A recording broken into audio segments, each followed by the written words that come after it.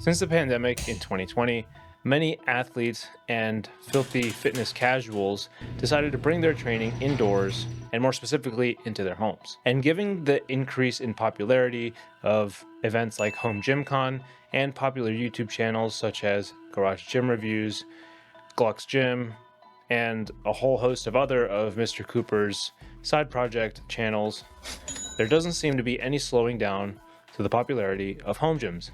Not to mention, there's way more manufacturers now that cater specifically to home gyms, and their entire lineup of products are specifically made for people who work out at home. I don't think home gyms are going anywhere anytime soon.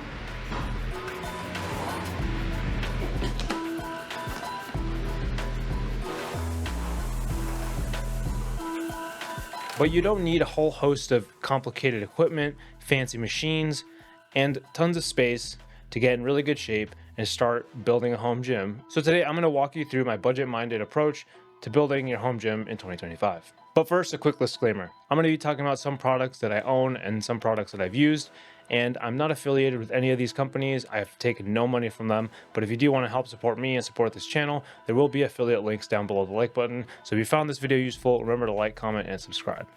Now, moving on. Before we begin, we should probably address the why. Why do we want to work out at home in the first place? You may want to save time, you might want to save money on memberships, driving to the gym, maybe it's crowded when you go, or maybe their schedule doesn't align with your schedule. Not only are home gyms convenient, they're also private, which is great if you're uncomfortable filming or you feel like people are just watching you and you're uncomfortable being in a public gym in the first place. And if you're like me, you really want to use chalk, but all the commercial gyms that you've been to either don't allow it, and if they do allow chalk, it's usually some rundown barbell gym that's disgusting and you don't really want to train there anyways. By the end of this video, I'm going to give you my top 3 picks on what equipment I think you should buy first to get started on your home gym. Now, let's take a minute to plan your home gym. What are your goals? Do you have any limitations physically? Obviously, monetarily, that's probably going to be your biggest barrier of entry here. And also, depending on your training style and your goals, it's also going to determine what kind of equipment you're going to want to get. By contrast, if you're just getting started working out, period, you can probably just get away with a yoga mat and some maybe dumbbells or kettlebells just to get you started, but more on that later. Next, assess your space. Designate a space that you're going to prioritize to become your home gym so that it doesn't get filled up with a bunch of other stuff that you kind of just want to toss in the corner, which is eventually going to lead your home gym to not be used. So once you've identified the space, and it's a place like your garage or something, maybe a spare bedroom, or say it's your basement, make sure that you have adequate ceiling height if you're a taller individual, or if you think you might want to get something like a squat rack in the future. Now the last thing, and it might be the first thing, but that's up for debate, is your budget. How much disposable income do you have available to start spending on home gym equipment? And of course, think of any physical limitations that you might have or limitations in your training that might come about as you start to move your training from the commercial gym into your home gym. Also, if you think you might want to start by buying machines, I've got some news for you. You're probably going to be spending a ton of money up front, or you're just going to have to save up a lot of money because putting it on a credit card is probably not going to be your best bet. Some machines can start at like $2,500 and above. So depending on how bougie you want to get with your home gym and how much space you have available, you might just have to wait a little bit longer. But it's your money, so do with it what you will. Now figure out what your essentials are going to be. For example, if you decided that you want your training to be based around free weights, the world is your oyster here because you can buy any barbell really, and you can basically buy any weight plates that you can find from any manufacturer. But at a minimum, I think you should start with flooring, because not only does it help protect your floors, like your home floors, from any damage if you drop equipment, it'll also help protect your equipment in case you drop something like your dumbbells on the concrete floor and then your dumbbells are damaged or your floor is damaged, or both. It also delineates a specific space that's designed specifically for you to work out, and it kind of keeps you from bringing home gym equipment from that area to other places in your house. Personally, I think horse stall mats are the tried and true piece for flooring. You can always buy rolled up rubber flooring, which is a bit more expensive, but it's also thinner, so it's not as protective. But you can probably buy more of it in bulk than you can when you go buy horse stall mats. These are available on Marketplace used, which is great because sometimes people use them for construction sites or actually for livestock, and when they're a little bit worn, they tend to just dispose of them on Facebook for real cheap. So be on the lookout for sales or deals, I guess, of that nature. Also, don't settle for those squishy lock-in puzzle piece floor mats. Those things are not great. They tend to wear kind of quickly, and also they're super squishy. So if you're using a bench or something like that on them, and you're also using like squishy shoes, it's probably going to be a little bit unstable and not favorable. So you'll regret it. I think horse stall mats are just the way to go. You can cut them to any size pretty easily, and they're pretty cheap. I think like 55 bucks at Tractor Supply, and they think they come in like a 4x6 or 4x6, 4 feet by 6 feet size, which covers a pretty good surface area. So if you just get two of those things, boom, you got a big enough space to work out in just to start.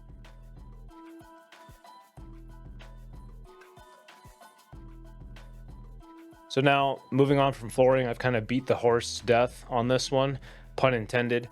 But the next thing I think you should look at is versatility when you look at your pieces that you're going to buy, and obviously looking at your budget. Try to come up with and research machines that are going to be more versatile rather than just having a single use. When you pick versatile equipment, you get more bang for your buck, and there's probably more options for you out there. For example, if I were going to get a leg machine, I'd get a leg extension leg curl machine like the one from Titan Fitness, or I'd get the one from Temple of Gains. Hey guys, real quick, I'd be remiss if I did not mention the RitFit combination leg extension leg curl machine that is plate loaded. It's way cheaper than any of the options that I mentioned in the video previously.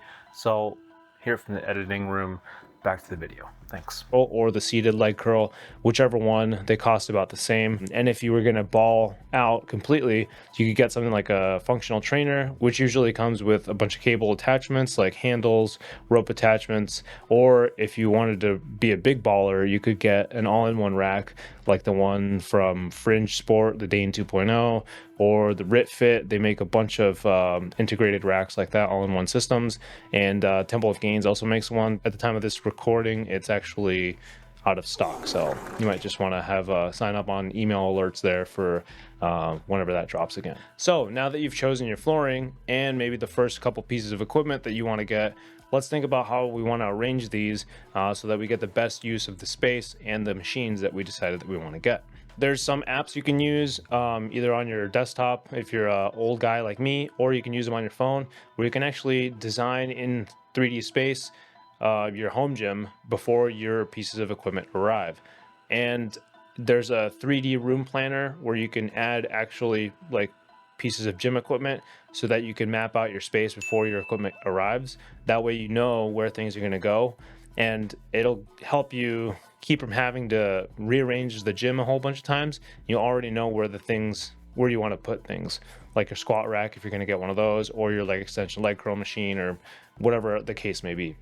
I really like the leg extension leg curl machines too, because you can use them for hip thrust. So if that's something that you want to incorporate in your training or something that you enjoy doing, you can always use a leg extension machine for that too. Fun fact. Now, arguably the most important thing about starting a home gym or starting a training plan or starting to work out in general is finding someone that can help you be accountable, or stay accountable, stay on track, whatever you want to call it. So it's important that you set goals, you track your PRs, especially in your home gym, because that's going to make you more excited to use your home gym, and also build using your home gym into your work schedule or your schedule in general. Because if you don't, then it's going to go unused. Trust me, I know. I used to have a squat rack and a barbell and some plates that just sat around and didn't really do much for me until we started to experience a lot of snowstorms and bad road conditions where I live. And then one day I just decided, you know what, I'm just going to work out at home one of these days. And then for a few days we had a lot of snow. I couldn't get to work and I couldn't go to the gym. So I just worked out in my garage, and then I just kind of got the bug from there. With that being said, it's important to have an accountability partner, whether that's your spouse, your girlfriend, boyfriend, or whatever, or maybe you're part of a fitness community like one of the fitness subreddits or a Facebook group, or you hire a coach to write your programming, someone like me. It doesn't really matter, but it's important that if you're just starting out, accountability is a huge thing, and it can help keep you motivated until you build better habits and kind of ingrain your workout pattern into your schedule. So having somebody to help keep you stay on track is really important when you're starting out. Personally, if I were going to start building a home gym today from scratch, the first three things I would get is, of course, flooring, horse stall mats. You knew I was going to go there. The second would be a set of adjustable dumbbells. I personally own a set of power block adjustable dumbbells. They're fantastic, although they're difficult to use straps with. Not impossible if your hands are small, but it's kind of a nuisance. But there's a bunch of other sets out there like Rep X Pepin adjustable dumbbells, which are like over $1,000, but they go to 85 pounds. They look really nice. They might have the same issue that the power blocks do. There's also the Rep Quick Draws. There's Iron Masters. But if I were really on a budget and I was looking for adjustable dumbbells, I'd get these Eisenlink dumbbells that are from Amazon. Link down below the like button there. And or maybe you could look at the Iron Masters, but they might take a little bit longer with shipping. And the last thing I would get is an adjustable bench. I goofed and I only got a flat bench from Rogue that I found on Facebook Marketplace. But if I could do it all over again, I definitely would get an adjustable bench, either the one from Titan Fitness, or I would get one from Rogue Fitness, maybe Rep Fitness, because they have a full incline decline. So you could do like decline bench or like elevated leg, like sit-ups, those kinds of things. But yes, a good adjustable bench is like so good to have in your home gym. With those three things, you could do a full body workout. If you split it up correctly with your adjustable dumbbells, you can do pulling movements, rowing movements, things like lateral raises, front raises, presses, Bulgarian split squats, RDLs, front squats, all kinds of movements. You could definitely get away with those three pieces of equipment if you're just starting out. You could probably spend upwards of like $1,200 to just get started. But if you shop around on Facebook Marketplace, my favorite place, honestly, to find used gym equipment, you might be able to save a couple $100 here and there. Or maybe you can just wait around and just get your adjustable dumbbells first, do body weight exercises in the meantime. You can always do deficit push-ups and stuff like that to work your chest really well, and then you can eventually get your flooring. Maybe you just start with a yoga mat and adjustable dumbbells, then you get some kettlebells. But I think those are the top three things that I would pick if I were starting again in 2025 building a new home gym. Let me know down in the comments below what pieces of home gym equipment you started with and some of the pieces that might be really good to include for somebody who's starting out on their home gym journey. I think the next pieces I'm going to get is a landmine attachment, a chalk bowl, because I'm sick of dropping my chalk block all over the place, and then little pieces of it keep breaking off and it's like just flaking off into nothingness at this point. But yeah, with that being said, until next time, guys, stay safe, stay swole, and I'll catch you on the next one. Peace.